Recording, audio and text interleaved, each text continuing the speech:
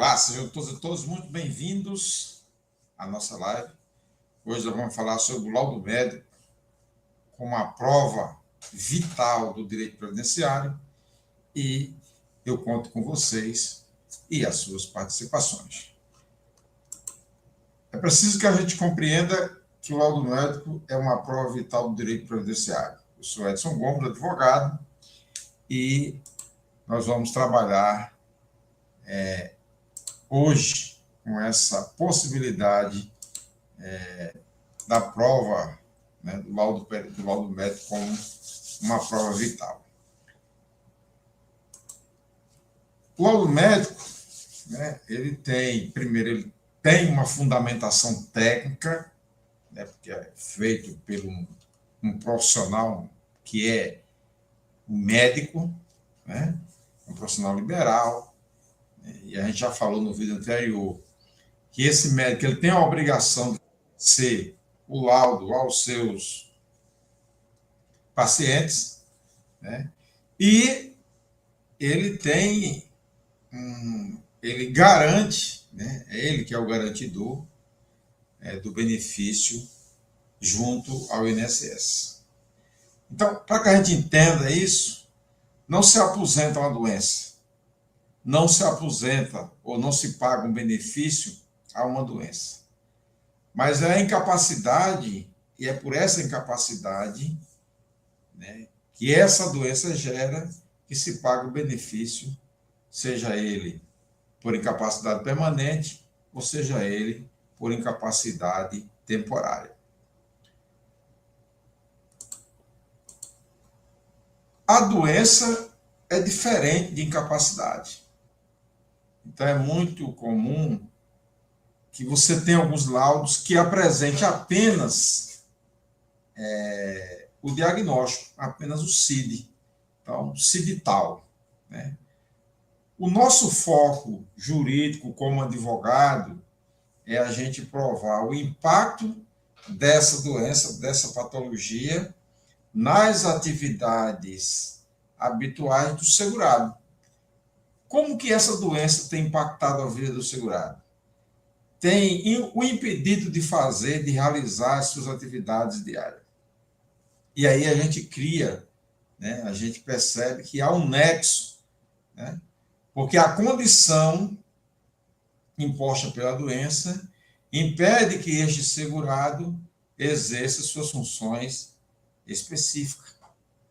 Então, se essa condição impede que o segurado exerça suas funções específicas, esse é o nexo.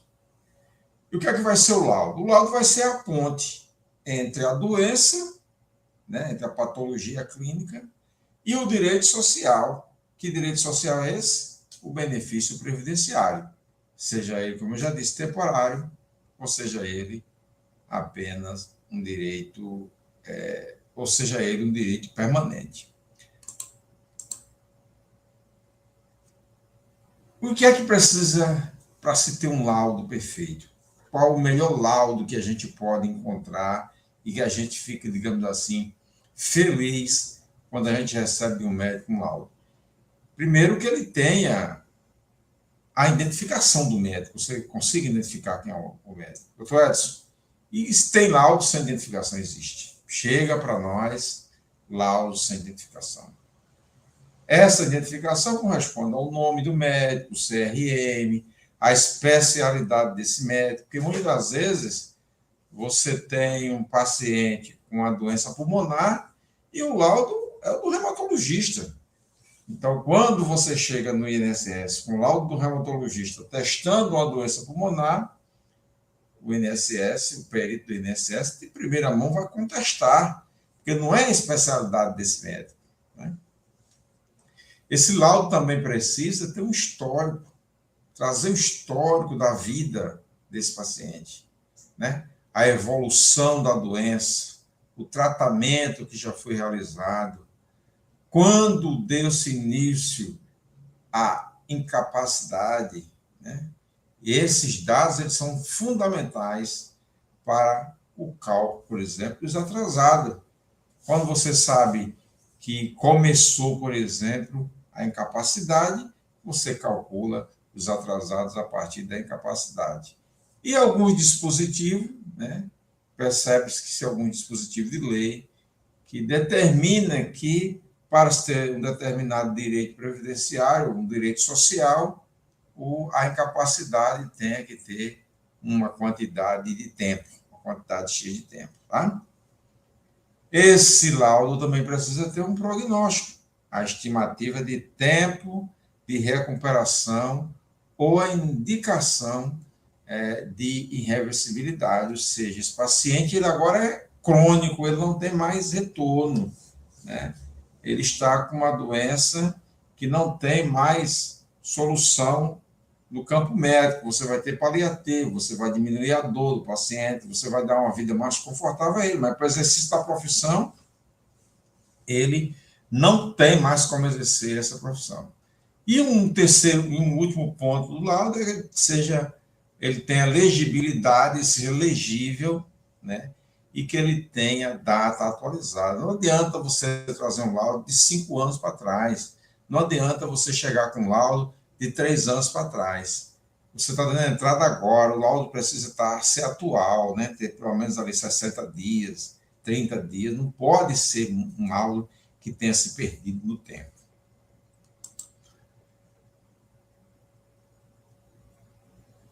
O laudo, digamos assim, que ele é uma ferramenta, né? O laudo ele é uma ferramenta de combate ao indeferimento. Quando você apresenta um laudo bem apresentável, né? Apresenta um laudo bem apresentável. Quando você apresenta um laudo que ele tem todas aquelas características que nós estávamos falando, né? Nome do médico, CRM do médico, a especialização do médico, tem o histórico do paciente, tem o tratamento que já foi realizado, né? Tem os prognósticos, se ele vai melhorar ou se ele não vai melhorar. Isso é uma ferramenta perfeita que você tem. Por quê? Porque na perícia do INSS, quando o perito observa aquela situação, a avaliação vai ser mais rápida e, por vezes, você tem também as avaliações superficiais, que às vezes não olha detalhe, não tem tempo para olhar detalhe e termina produzindo aí um indeferimento do seu pedido. Então, o laudo ele é fundamental para combater o indeferimento, né? Então, o médico que assiste o paciente, que é o médico assistente, ele conhece o histórico e a cronicidade do paciente. Por isso, ele deve relatar isso no laudo. E a gente apresenta uma estratégia. O laudo detalhado serve como base para os quesitos judiciais e para contestar os indeferimentos genéricos feitos pela autarquia, feitos pelo INSS. Então, quando você tem um laudo bem embasado, você consegue, a partir do laudo que você tem, não é o seu conhecimento, mas é o que está no laudo, utilizando o conhecimento do médico que emitiu o laudo, você contestar, por exemplo, um indeferimento genérico. Conclusão. E é que a gente conclui com o papel do advogado, que é um papel importante, fundamental na garantia do direito, deste que é aí aquele que busca o direito ao direito do segurado. Né? O dever do advogado é analisar criticamente a documentação médica do protocolo. Então, quando você recebe ali o cliente, o seu cliente, né, que é um paciente de determinado médico, você recebe o seu cliente, a primeira coisa que você faz é analisar a documentação e ter um olhar crítico sobre a documentação médica antes de fazer o protocolo, né? E aí, dependendo do que você encontra nessa documentação médica, você fazer assim, você orientar o seu cliente sobre a importância da continuidade do tratamento, se ele estiver fazendo tratamento, de procurar um outro profissional para trazer um laudo auxiliar, né, de voltar ao médico para modificar algumas características do laudo que faltou, como carimbo, a identificação do médico, como a especialidade do médico, né? Os elementos que às vezes a gente encontra e a gente vê que o laudo não dispõe desses elementos.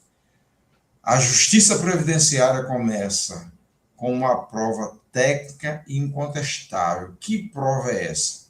O laudo médico. Não existe prova mais técnica e incontestável de que, na justiça previdenciária, de que a prova técnica incontestável, que é o laudo médico.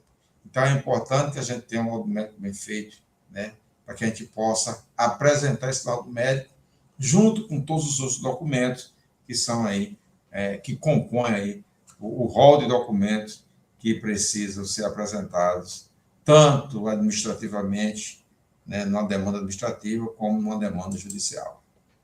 Se você tiver dúvida, ou se você ficou com dúvida sobre, né, sobre a qualidade do laudo médico, os itens que precisa, né, a obrigatoriedade do médico fornecer o laudo médico, nós ficamos à sua disposição, à sua inteira disposição para tirar qualquer dúvida. Né? Nós ficamos aqui respondendo aos questionários, respondendo aqui a nossa caixinha de mensagem, e vamos tirar qualquer dúvida que você tiver acerca do laudo médico, acerca, né, do seu direito previdenciário, que você imagina que tem. Eu sou Edson Gomes, advogado, e fico à sua disposição, e até o próximo vídeo.